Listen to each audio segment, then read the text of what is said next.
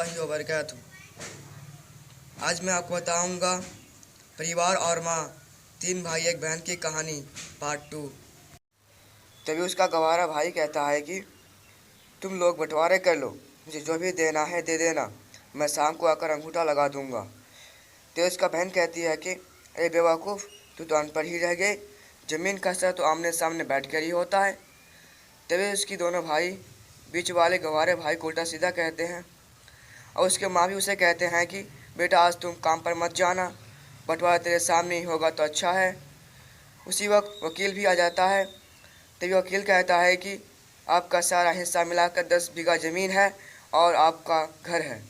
अब ये बताओ को किसको कितना हिस्सा देना है। मैं उसी हिसाब से बंटवारे के कागज़ बना दूंगा।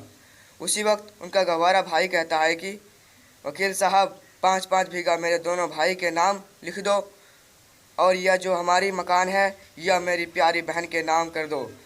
तभी उसके दोनों भाई और बहन कहती है कि अरे तू हिस्सा में क्या लेगा। तभी उसका गवारा भाई कहता है कि मेरे हिस्सा में मेरी प्यारी माँ है।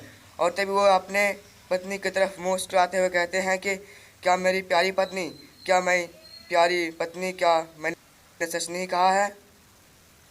उस गवारे की पत्नी अपने सांस को लिपेट कर कहती है कि माँ से बड़ी वसीयत क्या होगा मेरे लिए। और उसकी उसी वक्त उसका गंवारा बेटे बहू के इस प्यार की ज़मीन जायदाद के बंटवारे को एक साथ मिला दिया।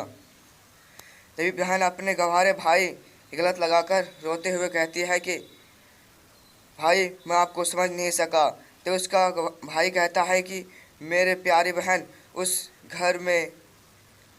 इस घर में जितना अधिक हमारा है उतना अधिक तेरा भी है। और रही बात बंटवारे की, तो बंटवारा नहीं करने से हमारा जीवन तो रुक नहीं जाएगा। क्यों करते हम बंटवारा, एक साथ मिलकर नहीं रह सकते जैसे हम बचपन में मिलकर रहते थे। एक साथ मिलकर रहने को ही तो कहते हैं अच्छा परिवार, और उस अच्छे परिवार को संभालती है एक माँ। तो उसके दोनों भाई बहुत शर्मिंदा होते हैं और वे बंटवारे के सारे कागज़ फाड़ देते हैं और उस दिन से ज़िंदगी गुजारने लगते हैं। तो दोस्तों, यह थी एक परिवार और माँ की सच्ची कहानी। अगर वीडियो पसंद आई तो लाइक और सब्सक्राइब कर देना।